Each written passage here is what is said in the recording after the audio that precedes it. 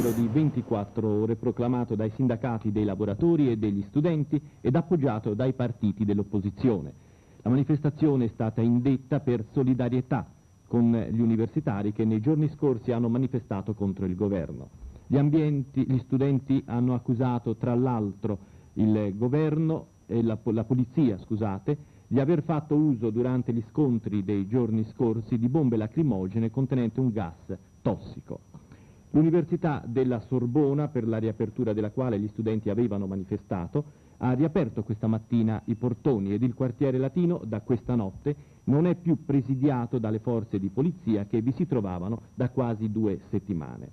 24 dei manifestanti arrestati sono stati liberati, mentre in giornata la Corte d'Appello deve pronunciarsi sulle domande di libertà provvisoria degli studenti già condannati dai tribunali parigini a seguito degli avvenimenti dei giorni scorsi.